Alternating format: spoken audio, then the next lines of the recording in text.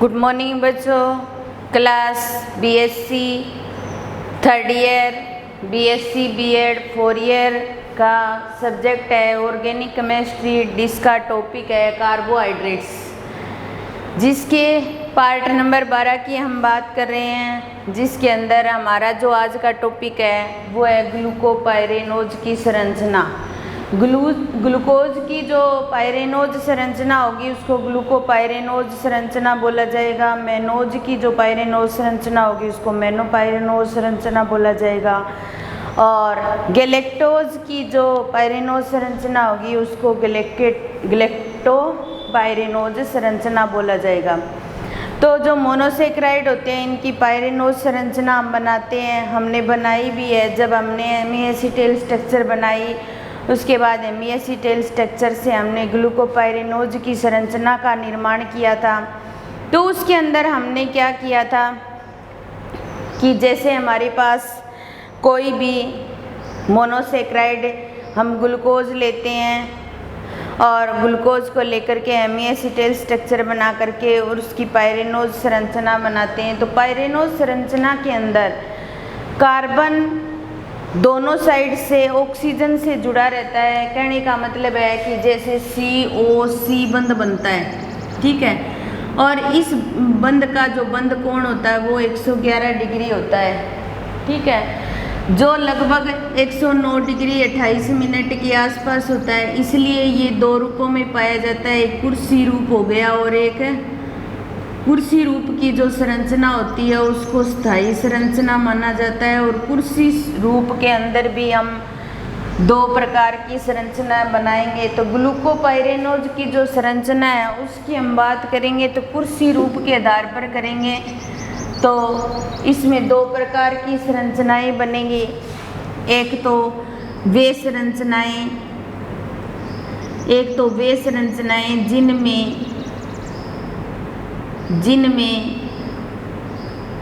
बड़े समूह निरक्षीय स्थिति पर हो।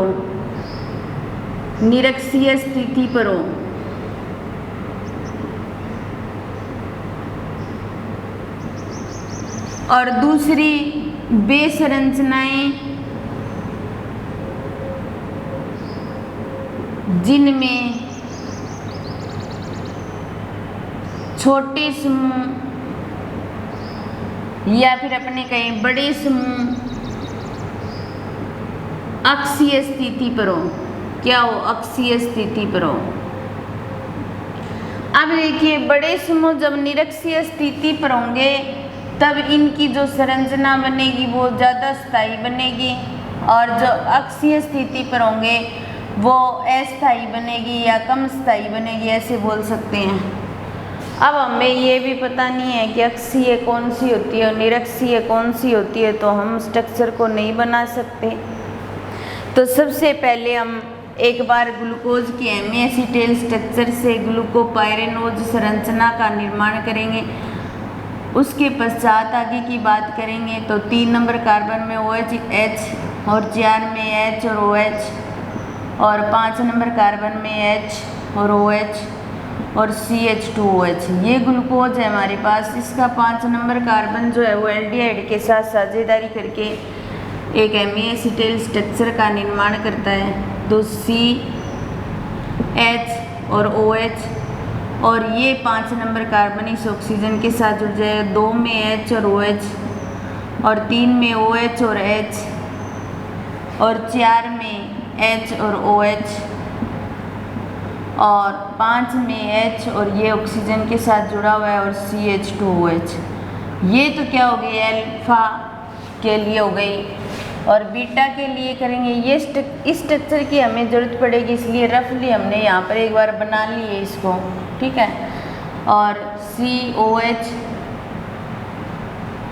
और H, CH और OH, 3 नंबर में OH और H, 4 नंबर में H और OH, 5 नंबर में H और OH, और CH2OH। 5 नंबर में ये साझेदारी करके ऑक्सीजन के साथ जुड़ गया। ये बीटा हो गई। इससे हम अल्फा ग्लूकोपाइरेनोज और बीटा ग्लूकोपाइरेनोज बना सकते हैं। जब हमने अल्फा ग्लूकोपाइरिनोज की संरचना बनाई तो हमने इस प्रकार बनाई थी, HOH, H और OH, OH और H और H और OH और H और CH2OH। ठीक है, ये इससे हम अगर कुर्सी रूप बनाएं तो इस प्रकार बना सकते हैं। ये ऑक्सीजन यहाँ पर इस तरीके से जुड़ा रहेगा,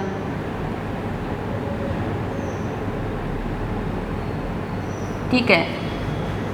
इसी ग्लूकोपाइरिनोज की संरचना है कुर्सी की फॉर्म में लेंगे तो ये ऑक्सीजन और ये 1 नंबर कार्बन हो गया और ये 2 नंबर कार्बन, ये 3 नंबर, ये 4 नंबर और 5 नंबर कार्बन। ठीक है, अब हमें बात करनी है अक्षीय और निरक्षीय की। सबसे पहले अक्षीय निरक्षीय की बात करेंगे, क्या होता है, क्योंकि इनका पता होगा तभी हम बड़े ग्रुप को जोड़ेंगे।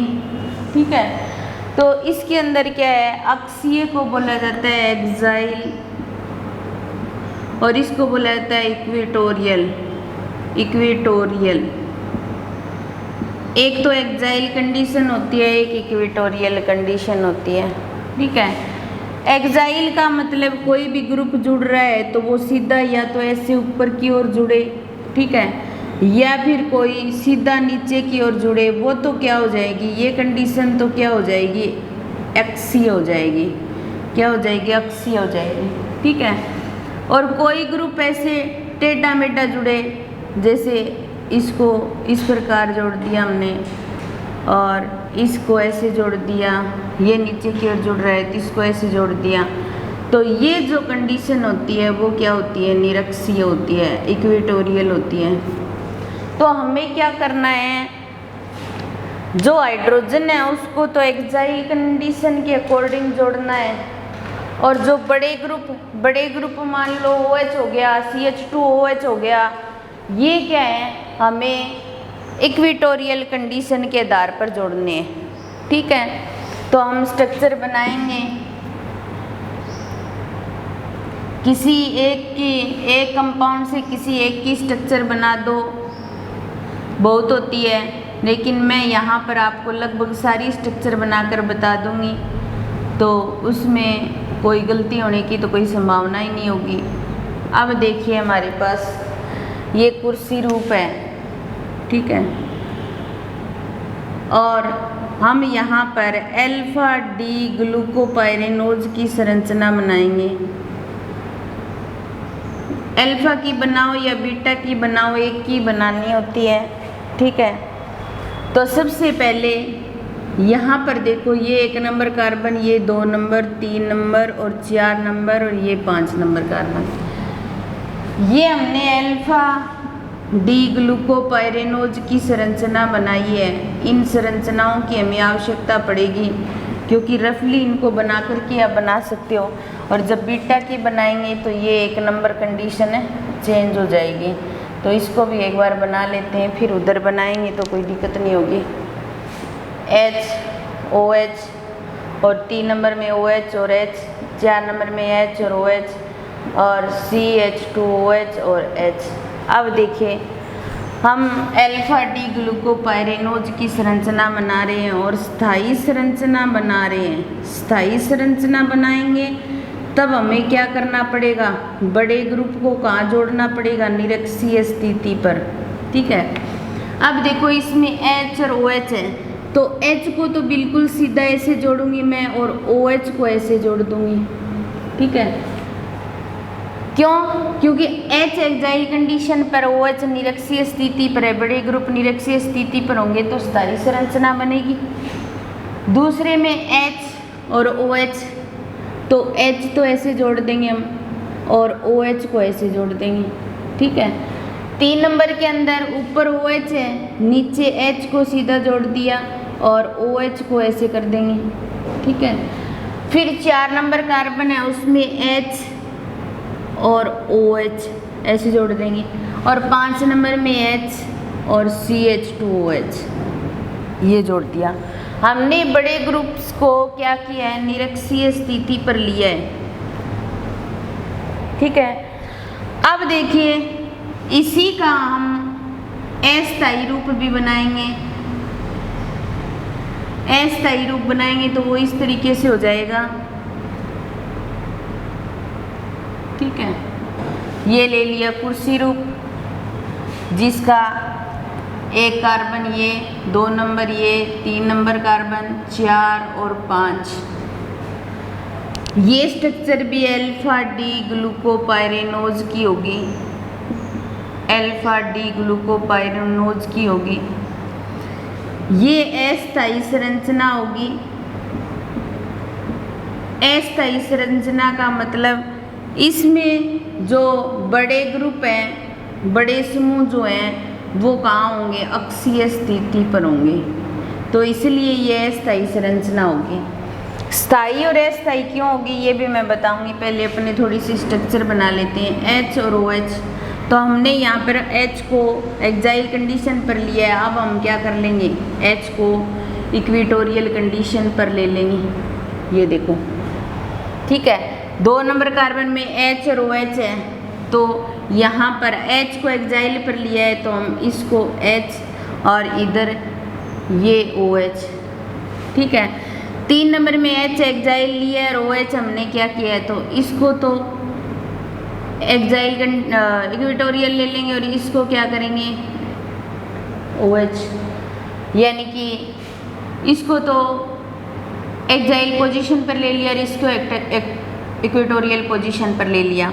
4 नंबर में H, हमें क्या करना है, H को इक्वेटोरियल बनाना है और OH को एक्साइल बनाना है।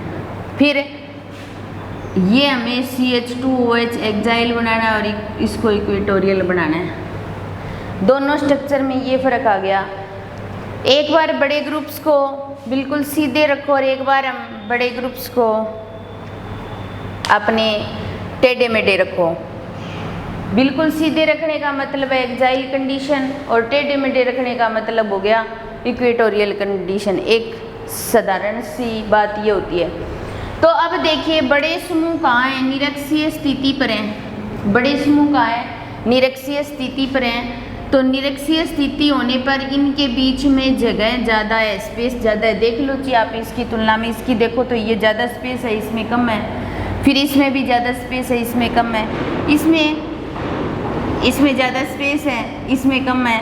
इसमें भी ज़्यादा स्पेस है, इसमें आपको थोड़ा सा ये इस तरीके से होगा, ये देखिए। और फिर इसमें भी ज़्यादा स्पेस है, इसमें कम है।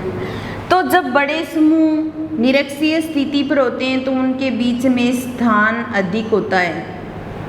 क्या होता है, स्थान अधिक, मतलब रिक्त स्थान अधिक होता है, ऐसे बोल सकते हैं अपने। खाली स्पेस जो होगा वो ज़्यादा होगा, इसलिए त्रिविमीय बाधा उत्पन्न नहीं होगी। त्रिविमीय बाधा उत्पन्न नहीं होगी, बाधा उत्पन्न नहीं होगी, तो वो संरचना क्या हो जाएगी, स्थायी हो जाएगी। और यही चीज़ मैं बताना चाहती थी आपको कि जब हम बड़े समूह को इक्वेटोरियल कंडीशन पर लेकर जाएंगे तो इन ग्रुप्स के बीच में रिक्त स्थान अधिक बनेगा, और रिक्त स्थान जब अधिक बनता है तो त्रिविमीय बाधा उत्पन्न नहीं होती। स्टेरिक हिंड्रेंस, त्रिविमीय बाधा को बोला जाता है स्टेरिक हिंड्रेंस की कंडीशन पैदा नहीं होगी और वो स्ट्रक्चर कैसी हो जाएगी, स्थायी हो जाएगी। और अगर अस्थायी संरचना की बात करें तो बड़े समूह अगर एक्साइल कंडीशन पर है तो इनके बीच में जो रिक्त स्थान है वो कम है। रिक्त स्थान क्या है, कम है, और कम है इसीलिए यहाँ पर त्रिविमीय बाधा उत्पन्न होगी। त्रिविमीय बाधा उत्पन्न होगी और त्रिविमीय बाधा उत्पन्न होगी तो ये संरचना कैसी हो जाएगी, अस्थायी हो जाएगी। मैंने ये अल्फा डी ग्लूकोपाइरेनोज की बनाई है। इसी स्ट्रक्चर को हम बीटा में चेंज करें तो कर सकते हो। सिर्फ आपको यहाँ बीटा लिखना है और यहाँ पर क्या करना है, बीटा लिखना है, बस। को कुछ भी फ़र्क नहीं है, दोनों के लिए बना सकते हैं हम, लेकिन आपको एक के लिए बनाकर बतानी है। अब 1 नंबर कार्बन की पोजीशन चेंज होगी और हम यहाँ बड़े समूह को निरक्षीय स्थिति पर ले रहे हैं तो OH निरक्षीय स्थिति पर आ जाएगा और H अक्षीय स्थिति पर आ जाएगा। और यहाँ पर OH और H लेना है हमें 1 नंबर कार्बन पर। तो बड़े समूह अक्षीय स्थिति पर हैं, तो बड़े समूह कैसे आ जाएंगे, अक्षीय स्थिति पर, और छोटे समूह निरक्षीय स्थिति पर। तो इतनी बात आपको शायद आ गई होगी समझ में। हमने अल्फा डी ग्लूकोपाइरेनोज की संरचना की बात की, जिसके अंदर COC के पीछे बंध बनता है, 111 डिग्री का होता है, लगभग 109 डिग्री 28 मिनट के आसपास होता है। इसलिए ये दो रूप बनाते हैं, जिसमें से कुर्सी रूप ज़्यादा स्टेबल होता है। तो कुर्सी रूप के अंदर भी दो संरचनाएं बनती हैं, एक वे संरचनाएं जो बड़े समूह निरक्षीय स्थिति पर होते हैं, और एक वे संरचनाएं जिनमें बड़े समूह अक्षीय स्थिति पर होते हैं। निरक्षीय स्थिति पर होंगे तो ज़्यादा स्टेबल स्ट्रक्चर बनेगी, क्योंकि इनके बीच में स्पेस ज़्यादा होगा, तो स्टेरिक हिंड्रेंस की कंडीशन पैदा नहीं होगी और वो संरचना स्टेबल हो जाएगी। और ये आपको बता दिया, अक्षीय का मतलब सीधा ऊपर की ओर, सीधा नीचे की ओर। निरक्षीय का मतलब टेढ़े मेढ़े बॉन्ड बनाना निरक्षीय कंडीशन होती है। ये हो गई ग्लूकोपाइरेनोज की संरचना। अल्फा भी बना दी मैंने, बीटा भी बना दी, ठीक है। उसके पश्चात अगली देखिए, इसी के अंदर हम चेंज कर सकते हैं। मैं ये बोलूँ कि अपने मेनोपाइरेनोज की संरचना का निर्माण करें हम। मेनोपाइरेनोज की संरचना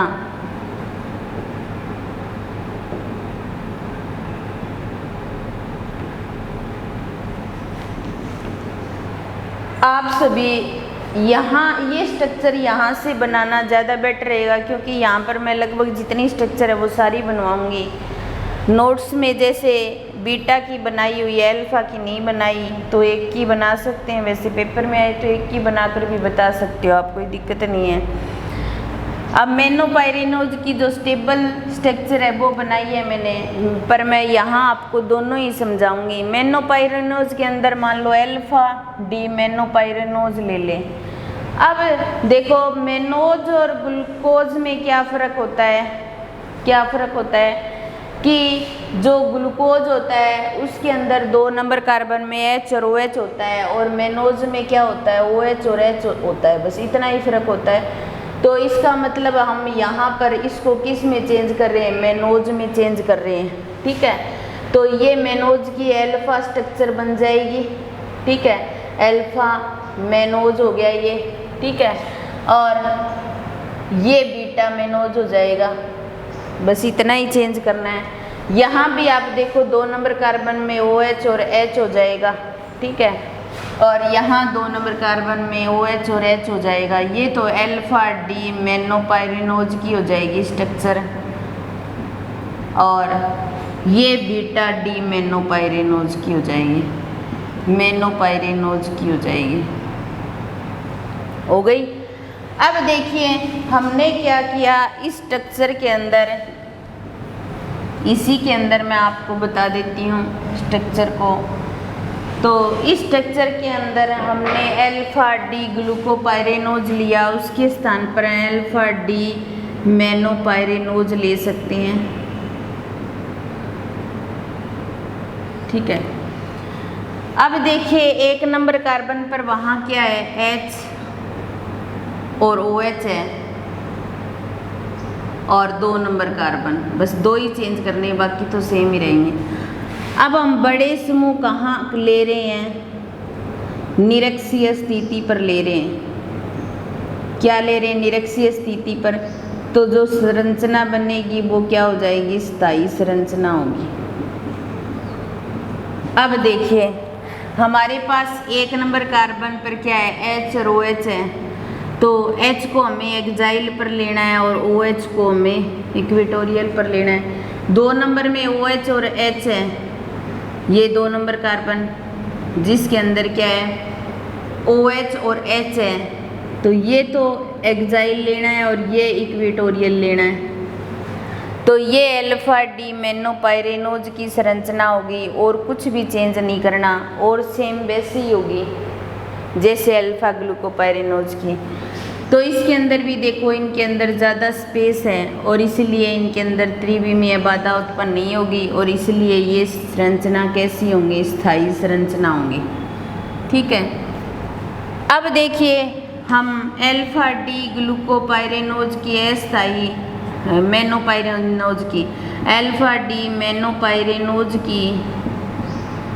पाइरेनोज की संरचना की बात कर रहे हैं, जिसके अंदर बड़े समूह कहाँ हैं, अक्षीय स्थिति पर हैं और ये संरचना कैसी होगी, अस्थायी संरचना होगी। अब देखो इसके अंदर 1 नंबर कार्बन पर H और OH है। ठीक है, तो H को तो हमें क्या लेना है, निरक्षीय स्थिति पर, और OH को क्या कहाँ लेना है, अक्षीय स्थिति पर, बिल्कुल नीचे की ओर। तो देखो इसमें और इसमें स्पेस में चेंज आ गया ना, ऐसे ही आता है। फिर उसके पश्चात हम दूसरे कार्बन के साथ क्या लेंगे, OH और H, और बड़े समूह कहाँ लेना है, अक्षीय स्थिति पर OH और ये H। तो इसमें और इसमें भी स्पेस आ गया, तो ये क्या हो जाएगी, अस्थायी संरचना हो जाएगी। ये मेनोपाइरेनोज के लिए हमने अस्थायी संरचना। बीटा की बनाएंगे तो बीटा की बना सकते हैं हम। बीटा की बनाएंगे तो इसके स्थान पर बीटा डी मेनोपाइरेनोज हो जाएगा और 1 नंबर कार्बन की पोजीशन चेंज हो जाएगी। 1 नंबर कार्बन की पोजीशन चेंज होगी तो हम स्थायी संरचना बना रहे और बड़े समूह का है, निरक्षीय स्थिति पर है। बीटा की बनाएंगे तो ऊपर OH है और OH का है, निरक्षीय स्थिति पर है, यानी कि टेढ़ा रखना है OH को, और H को कैसे रखना है, सीधा रखना है। ठीक है, अल्फा डी मेनोपाइरेनोज की। अब यहाँ पर देखिए बड़े समूह को कैसे रखना है, अक्षीय स्थिति पर रखना है, तो OH और ये क्या हो जाएगा, H। तो इस तरीके से हमारे पास ये भी बीटा मेनोपाइरेनोज की अस्थायी और स्थायी संरचना बन जाएगी। तो बाकी दोनों स्ट्रक्चर आपको बनी हुई नहीं मिलती, ज़्यादातर बुक में या नोट्स में वही स्ट्रक्चर बनाई है जो ज़्यादा स्टेबल है। मैंने दोनों में डिफरेंस करके दोनों तरीके की स्ट्रक्चर बनाकर आपको बताया है ताकि आपको ज़्यादा अच्छे से समझ में आए। फिर हम बात मेनोपाइरेनोज की संरचना की बात हो गई। अब हम गैलेक्टोपाइरेनोज की संरचना की बात करें। गैलेक्टोपाइरेनोज की संरचना की बात करें।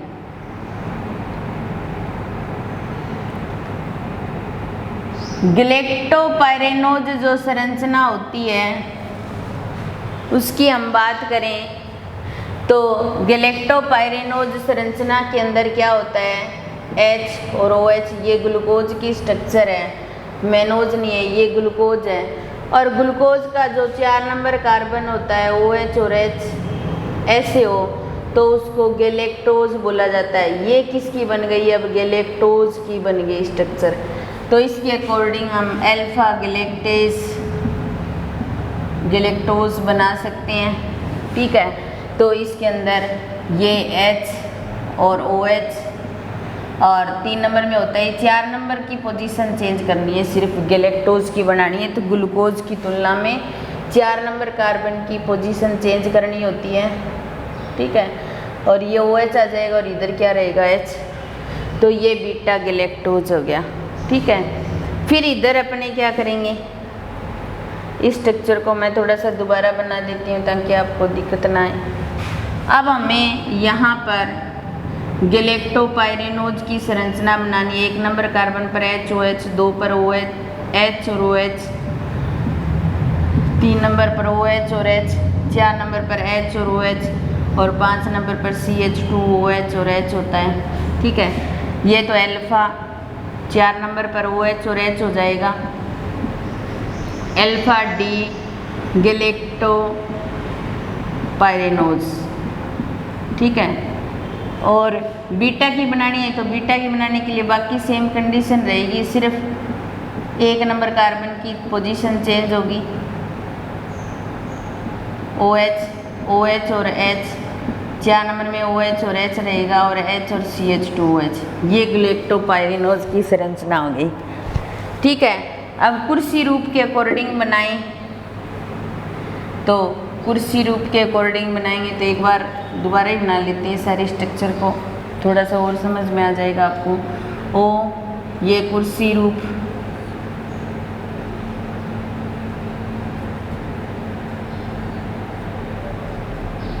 ठीक है, और इसी प्रकार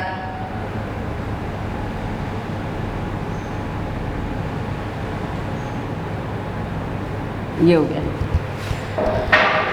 अब हमें अल्फा डी गैलेक्टोपाइरेनोज की संरचना बनानी है, ठीक है, और बड़े समूह को कहाँ रखना है, निरक्षीय स्थिति पर, ठीक है। तो वो संरचना कैसी होगी, स्थायी संरचना होगी, ठीक है। तो H और OH है, H एक्साइल कंडीशन पर जाएगा और ये इक्वेटोरियल कंडीशन पर जाएगा, 1 नंबर कार्बन, 2 में H और ये OH, ठीक है। 3 में OH ऊपर है तो ये OH और ये H। 4 नंबर में OH और H। 5 नंबर में H और CH2OH। बड़े समूह हमने क्या किया, निरक्षीय स्थिति पर रखे हैं, तो इसलिए ये संरचना स्थायी है। इसी प्रकार अब हम क्या करेंगे, अल्फा डी ग्लूकोपाइरेनोज की बना रहे हैं ये स्ट्रक्चर। बस यहाँ पर क्या कर रहे हैं, बड़े समूह को अक्षीय स्थिति पर रख रहे हैं, तो ये अस्थायी संरचना होगी। कैसी होगी, अस्थायी संरचना होगी। अब देखिए हमारे पास ये H और OH है, H को ऐसे रख दूँ, ठीक है, और OH को एक्साइल कंडीशन पर रखूँ, तो इसमें और इसमें स्पेस में चेंज आ गया। 2 नंबर कार्बन के अंदर ये H और ये OH। 3 नंबर में OH को एक्साइल पर रखना है और H को इक्वेटोरियल पर।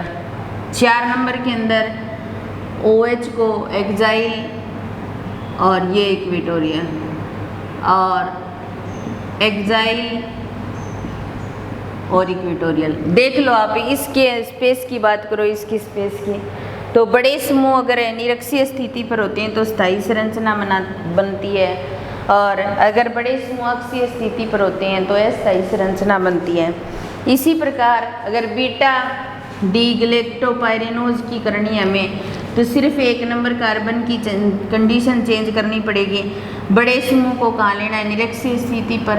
अगर बीटा बनाएंगे तो ये बीटा स्ट्रक्चर है, इसके अकॉर्डिंग बनाएंगे। OH ऊपर की ओर है और OH को कैसे रखना है, इक्वेटोरियल कंडीशन पर, और H को एक्साइल कंडीशन पर रखना है, ठीक है। अब बड़े समूह को अक्षीय स्थिति पर लेना है, तो अक्षीय स्थिति पर लेंगे तो एक्साइल कंडीशन, OH ऊपर की ओर जाएगा और H जो होगा वो इक्वेटोरियल कंडीशन पर हो जाएगा। तो कहने का मतलब बड़े समूह अगर इक्वेटोरियल कंडीशन पर है, बड़े समूह निरक्षीय स्थिति पर हैं, तो ग्रुप के बीच में स्पेस ज़्यादा होता है, रिक्त स्थान ज़्यादा होता है, त्रिविमीय बाधा उत्पन्न नहीं होती, और इस वजह से स्थायी संरचना का निर्माण होता है। तो ये थी ग्लूकोपाइरेनोज की संरचना, मेनोपाइरेनोज की संरचना और गैलेक्टोपाइरेनोज की संरचना, जिसकी हमने सभी प्रकार की स्ट्रक्चर बना करके किया है। तो इसके साथ ही हमारा ये टॉपिक भी कंप्लीट होता है और क्लास भी यहीं समाप्त होती है। धन्यवाद।